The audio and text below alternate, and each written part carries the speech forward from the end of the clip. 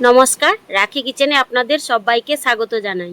শুরুতেই আমার যত সাবস্ক্রাইবার বন্ধু আছে এবং যত ফলোয়ার্স বন্ধু আছে সবাইকে অনেক অনেক ধন্যবাদ জানাই। এবং যারা নতুন বন্ধু আছো তাদেরকে সাপোর্ট দিয়ে আমার পাশে থাকার জন্য অনুরোধ জানাই। এবং যারা নতুন বন্ধু আমাকে সাপোর্ট করছো তাদের উদ্দেশ্যে বলি, তোমরা আমার কমেন্ট বক্সে এসে একটা কমেন্ট করে যাবেন, যাতে আমিও আপনাদের পেজটিতে গিয়ে সাপোর্ট করে আসতে পারি। তো চলো আজকে রেসিপি শুরু করা যাক। শুরুর আগে একটা লাইক দিয়ে ভিডিওটি দেখার অনুরোধ রইল। আজকের বেগুনি বানাবো, তো কিভাবে বানাবো সেটাও তোমাদের সঙ্গে শেয়ার করব। তাহলে চলো বেগুনটা এবার কেটে নিই।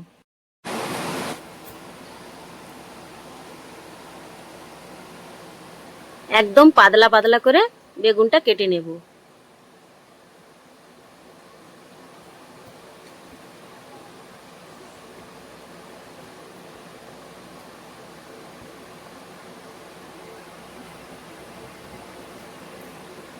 বেগুনগুলো কিন্তু আগে থেকেই আমি ভালো করে ধুয়ে নিয়ে চলে এসেছিলাম। বেগুন কাটার পরে কিন্তু বেগুনগুলো আর জলে ফেলবেন না। বেগুন কাটার আগে বেগুনটাকে ভালো করে ধুয়ে নিতে হবে। দেখো বন্ধুরা, সমস্ত বেগুনগুলো আমি কেটে নিয়েছি। এবার কিভাবে কি করি তোমরা দেখতে থাকো, সঙ্গে থাকো। প্রথমেই একটা পাত্র নিয়ে নেব। এবার কি কি আমি নিচ্ছি আপনারা একটু ভালো করে দেখবেন। আমি জানি আপনারা সবাই বেগুনি বানাতে পারেন, তো আমি বানাচ্ছি সেটাও শেয়ার করতে চাইছি। আপনারা দেখুন কিভাবে কি করি, কি কি উপকরণগুলো নিচ্ছি আপনারা দেখতে থাকুন। প্রথমেই নিয়ে নেব বেসন।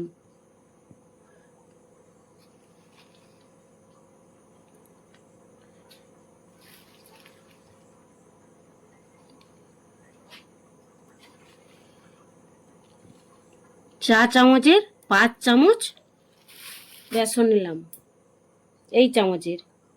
এবারে নেব চালের গুঁড়ো।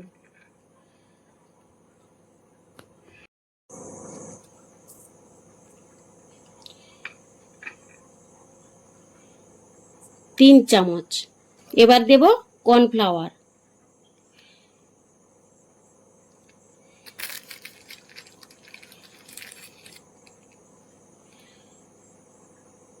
দু চা চামচ। এবারে দেব লবণ 1 চামচ আর হাফ চামচ। দিয়ে দেব আদা বাটা, কালো জিরে, গোটা জিরে যেটাকে আমরা শাহি জিরে বলি, আর নিয়ে নিয়েছি চিনি। এগুলো কিন্তু সবগুলো, এই তিনটে উপকরণ কিন্তু 1 চা চামচ করে নিয়েছি। আর বেকিং সোডাটা নিয়েছি হাফ চা চামচ। এবারে সমস্ত এর মধ্যে দিয়ে দেব।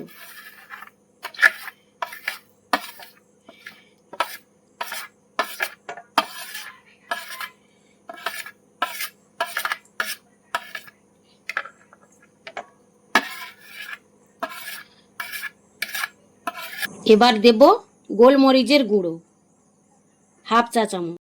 এবার দিয়ে দেব, দেখুন বন্ধুরা, এখানে নিয়ে নিয়েছি বেকিং সোডা, হলুদ গুঁড়ো হাফ চা চামচ। সব শেষে দিয়ে দেব চিলি ফ্লেক্স।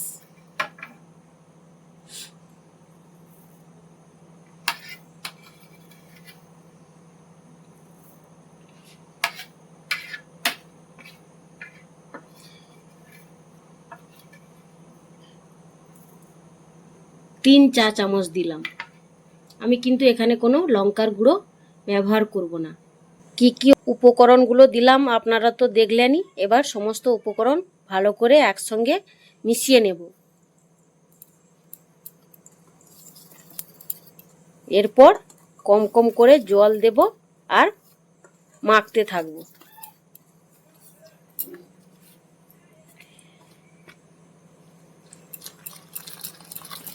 যারা রান্নায় একদম নতুন আছো তারা এটা ভালো করে দেখতে থাকো।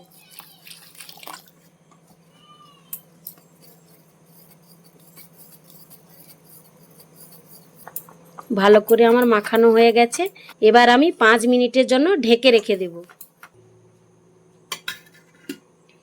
5 মিনিট হয়ে গেছে। গ্যাসটা অন করে কড়াইটা আমি বসিয়ে দিয়েছি। এবার আমি দিয়ে দেব সাদা তেল।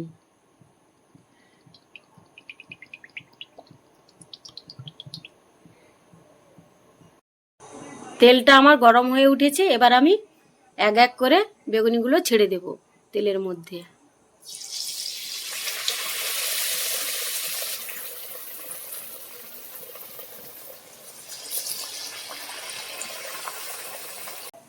দেখুন বন্ধুরা, কালারটা শুধু কিভাবে এসছে দেখুন।